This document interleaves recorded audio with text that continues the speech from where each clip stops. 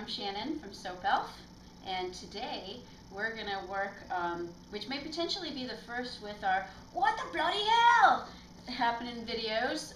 We're going to work with naughty fragrances that have a little bit of a history of not behaving like they should.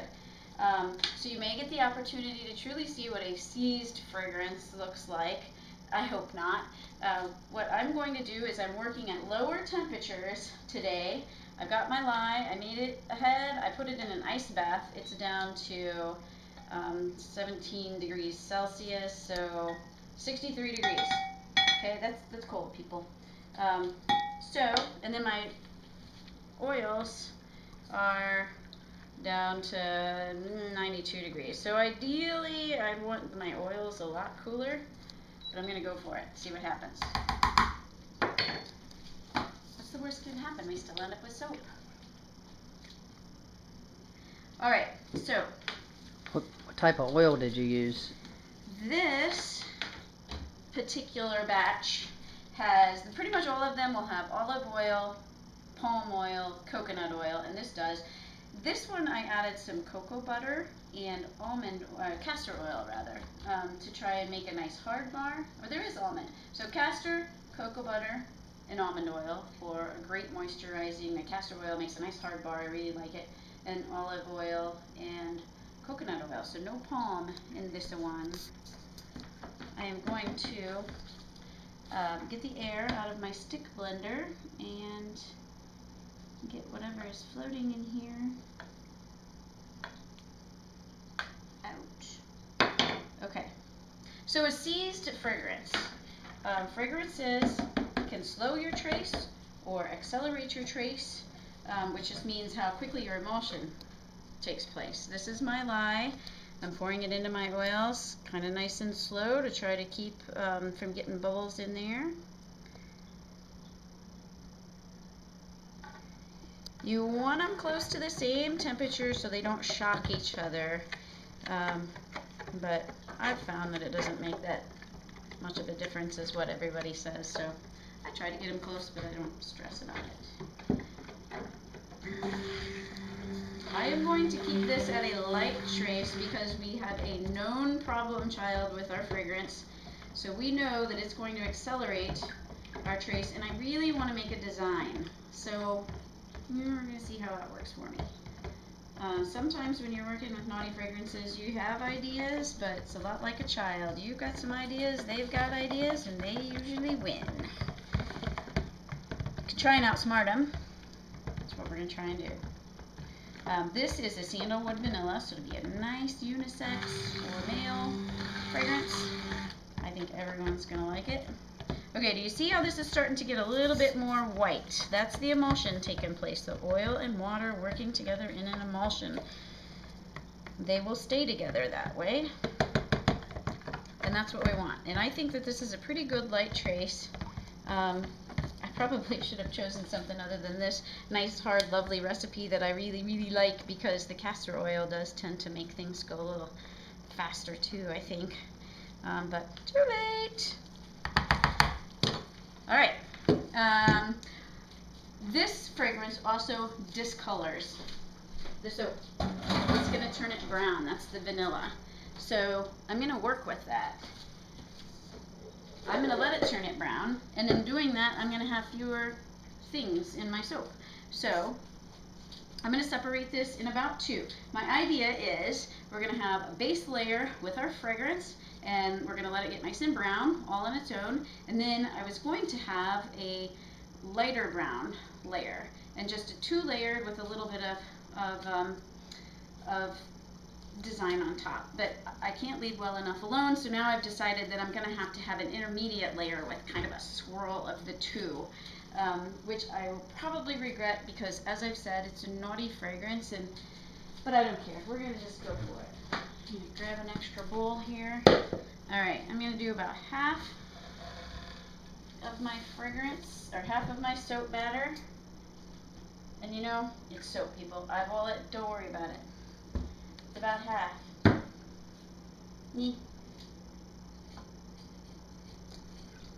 Alright, so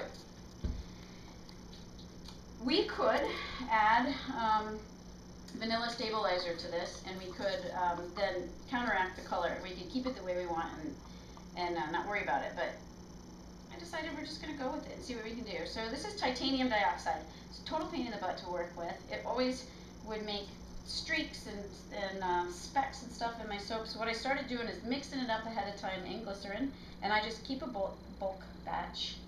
You can mix it up in olive oil, you can mix it up in whatever you want. I just find glycerin is a really nice neutral thing to mix your colorants in, because it works in oils and waters, and you don't have to worry about which one your colorant is. And you don't have to mix it up and wait forever and ever and ever, because it's already ready to go and it's mixed. And you can see it's really gritty and ugly. Let me see if I can bring this to you. See all those specks? See why I hate titanium dioxide? So I'm going to hit it again with a stick blender because I want it smooth. I may regret that because that's going to bring it to trace quicker. So again, you know, we're going to make this work. I'm going to get my air out a little bit.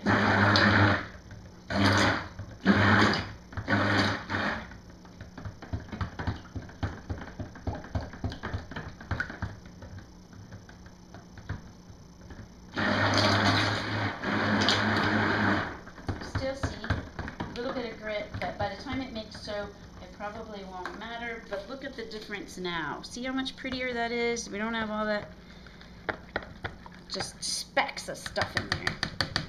You still do, you can see it in the side of this bowl. If I do it on this side where it runs over the side of the bowl, you can still see the specks. But once it's in the soap, it's going to be alright. There is a white mica, which is a whole lot easier to work with. I love it. It's also very expensive. So learning how to work with basic titanium dioxide has its advantages. Okay, so I've got my white. So this is going to also turn brown because of my fragrance, but I've got white in it, so it's going to be less brown than the one without the white. Make sense? Alright, so here we go. I'm going to add this naughty fragrance. I'm going to add it first to my base. I'm just going to add about half of it in here because I know it's naughty, and I'm not going to stick blend it because you see that color? That's reaction going on. Did you see how white that got when I started stirring it? Okay, this is getting thick already. You know, I probably don't even need that one. And see, woo, golly, it's getting dark, and I bet it's getting hot. Okay, all kind of interesting. I'm going to pour this in. All I needed to do is mix it. I'm going to put in a nice layer in the base here. At least I'll have one nice layer, right?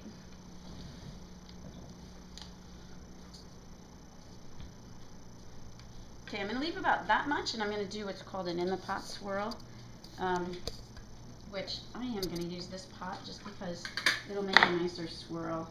If I put it in here, it might be just too mucky. And again, playing with fire, screwing around, taking time doing silly stuff like this, probably not my smartest move, but hopefully that keeping everything cold bought me some time. Oh, it smells good. Okay, here we go. We're going to pour into our white layer, and you see how quickly it started turning a darker brown. I don't know if you'll be able to pick that up on the thing or not, but which makes me want to pour a little bit more white in there, but I'm gonna refrain because I know, okay, I'm happy that's still moving. I know that it would just make a big mess, but I really want to do it, but I'm not gonna. Alright, so, in the pot swirl, this is what we're going to do. It's just exactly what it says. I'm going to pour just a little bit here and there, in here, a couple different spots. So I just did like 3 spots in there, okay? And I'm just going to leave that for right now. And I'm going to pour, no, I want this in the middle, so I'm going to stir it. So I'm just going to take my spoon and stir just an eensy bit, okay, when it's getting thick. So now you can see there, it's like a pretty little thing in there, and that's exactly what I wanted. I want just a pretty little design. I'm holding my spatula low because I don't want to go into that layer below. I didn't do enough, so I'm not going to get exactly the look that I wanted, but maybe. And I didn't save any dark for my top, so my top is just going to have to be a design. And this is getting thick. I don't know if you can see it from that angle, but look at this is coming out. It's and you can see how it's just sitting on top here. Now it's not nice and smooth and flowing like it was. I'm going to tap this down just a little bit. Now this doesn't look like much right now, but see, look at how much thicker this is just as I talked. That's a thick trace, okay? That's, you can see that? See how that's sitting over the top of? So when this sits and cures, this is going to get really dark, and there will be a big difference, but right now it just doesn't look like it. And Michael, if you want to come over here, and then you can see it going in the bowl, that might be better for me. I'm going to hold my spoon down. There's not going to be a lot of intrusion going on here because it's so thick already. And it may make its own pretty little design just because it's so thick.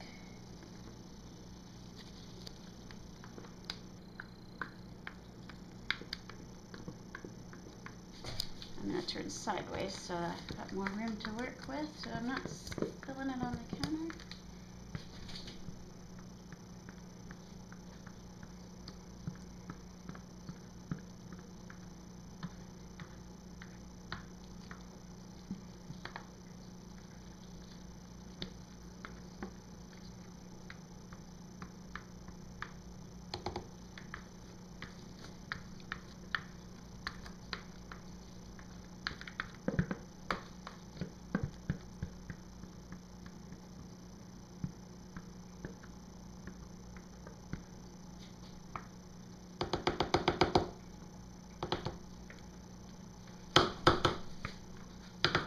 Alright, so you can see from there just how thick this is.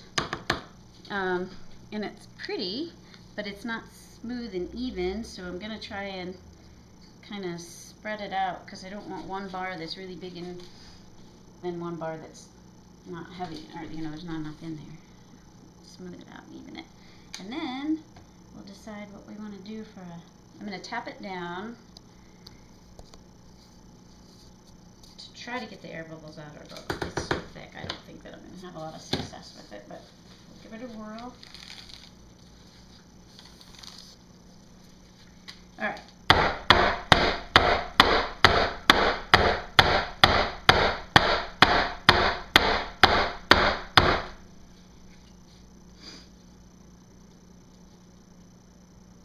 Oh, that was a terrible idea. Now I have titanium dioxide in there. That was, you know, but it's all an adventure.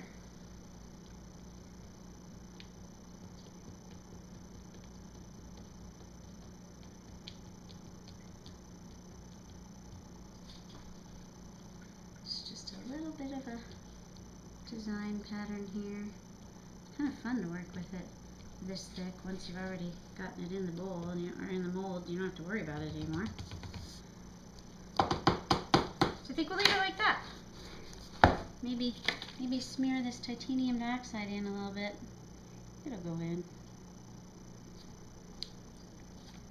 There we go. There. Nobody will ever know, except all of you. Don't tell anybody. Alright. And there we go. It smells great. We got it in the mold. It is thick. If you were, we didn't get a chance to see, thankfully, what it's like when it seizes, but look at how thick that is right now. I mean, you can just scrape this out of the bowl, and that's what happens when things seize it. If you have it at a normal temperature, we would have gone to pour this and it would have stayed right there in our bowl. That makes an unhappy soaper. So this is good. We made it. We got it in the mold. Tomorrow we'll cut it, and then it'll take a little while before its full color comes out, but I think it's going to be really fantastic. So thank you for watching. I hope you enjoyed it, It will be available at www.soapelf.com, and hopefully tomorrow we'll get a little video of cutting it for you as well. All right, thank you.